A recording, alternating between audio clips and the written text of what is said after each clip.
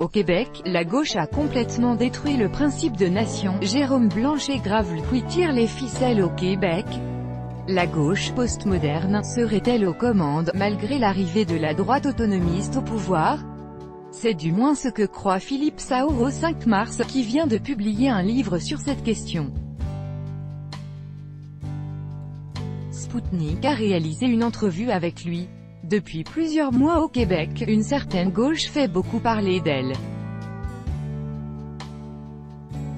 Gauche progressiste diront ses partisans, gauche régressive diront ses détracteurs. Ce courant est maintenant représenté à l'Assemblée nationale. Québec solidaire, le parti le plus à gauche dans la belle province, vient de faire élire 10 députés. Pour l'essayiste Philippe Saour au 5 mars, cette élection témoigne de la montée d'une gauche très radicale. Spoutnik l'a interviewé pour comprendre son point de vue. Spoutnik, vous venez de publier au Québec un essai politique intitulé « Les imposteurs de la gauche québécoise », édition Les Intouchables. Un livre qui vise à briser différents tabous de la vie politique canadienne. Quel est le principal tabou que vous vouliez briser en jetant ce pavé dans la mare? Philippe Saour au 5 mars. Quand j'affirme que la gauche n'est plus progressiste en 2018, je brise un grand tabou. Toutes les aspirations de la gauche sont imprégnées par cet esprit de décroissance, de décivilisation, et de déconstruction des normes. En l'occurrence, je dénonce une corruption insidieuse à gauche que l'on pourrait qualifier de postmoderniste, et qui se pare d'une vertu progressiste de façade. Dans le cas du Québec, on peut dire que la gauche a complètement détruit le principe de nation. Spoutnik, vous critiquez aussi fortement le multiculturalisme que vous décrivez comme une idéologie menant à la ghettoisation et à la censure. Que proposez-vous en remplacement de ce multiculturalisme? Philippe Saour au 5 mars. Oui, le multiculturalisme tourne définitivement le dos à la nation pour défendre les allégeances communautaires, religieuses ou tribales aux dépens de l'allégeance citoyenne. Le culte de la diversité mène à la division plutôt qu'au métissage. Avec le multiculturalisme, on voudrait faire de nos pays des collections de peuples. Je propose un retour au nationalisme classique. Il faut favoriser une meilleure intégration, valoriser la nation et faire respecter l'autorité. Éviter de juger les gens en fonction de leurs appartenances communautaires. Spoutnik. Récemment, le chef du Parti populaire du Canada, Maxime Bernier, se lançait dans une critique radicale du multiculturalisme extrême. Interviewé par Spoutnik, il avait affirmé qu'il était contre le multiculturalisme, mais pour l'immigration. Faites-vous aussi cette distinction et l'appuyez-vous dans ces démarches? Philippe Saour au 5 mars. Oui, en effet, il faut faire cette distinction.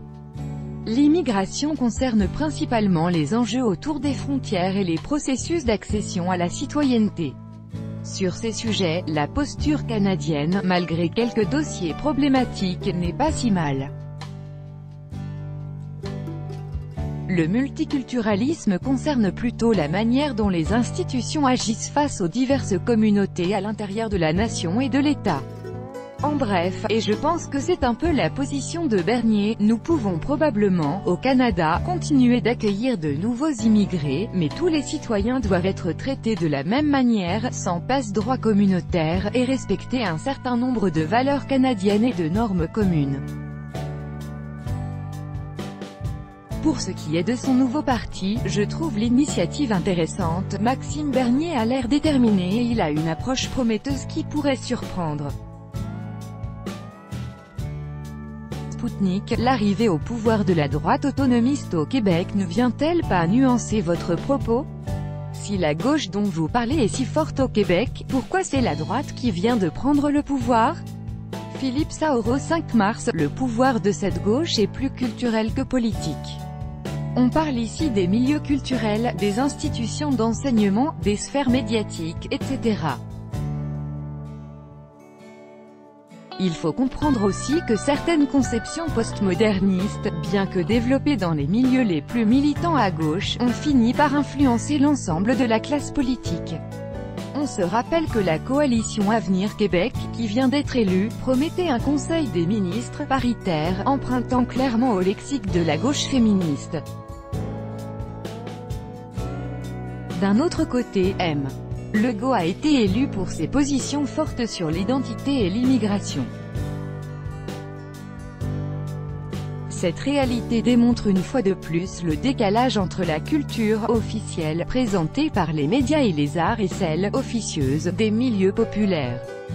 Spoutnik, vous avez fait un lancement de votre livre à Québec, le 5 septembre dernier. Des mouvements antifascistes ont menacé de perturber l'événement. Que s'est-il passé exactement? Philippe Saoreau 5 mars. En effet, des personnes qui se proclament antifascistes ont appelé leurs partisans à poser des actes de perturbation à mon lancement sur les réseaux sociaux. Inutile de m'étendre trop là-dessus, car c'est presque devenu banal comme tactique. Ces gens-là n'hésitent d'ailleurs pas à propager des fake news sur ce qu'ils n'aiment pas. Ce qui est frappant, c'est le caractère très impulsif et émotif de leurs attaques. Ces gens-là ne liront jamais votre livre, ils s'en prennent à vous simplement pour avoir osé émettre des critiques sur la gauche. C'est un refus systématique du débat et on ne peut qu'y voir le penchant de ces militants radicaux pour la censure et le sabotage. Spoutnik, d'ailleurs, récemment à Paris, des antifascistes ont menacé de perturber une séance de signature d'Éric Zemmour. M. Zemmour a finalement dû s'y rendre entouré de 20 policiers. Les antifas du Québec et de France sont-ils les mêmes? Philippe Saoreau 5 mars. On peut voir les antifascistes comme le bras armé du militantisme de gauche en Occident. C'est une sorte de mutation des mouvements Black Bloc du début des années 2000 face au retour des nationalismes. Les antifascistes cherchent ouvertement la confrontation. Le phénomène est encore relativement contrôlable au Québec, car ils ne sont pas assez nombreux pour s'imposer. Il y a bien Montréal qui commence à être affecté par ce genre d'hostilité, mais la comparaison avec la France ou Paris serait probablement exagérée. La société française est beaucoup plus conflictuelle que la société québécoise, et les enjeux y sont plus grands. Cela dit, on parle de la même opposition entre la gauche post-nationale et les partisans de la réaffirmation nationale.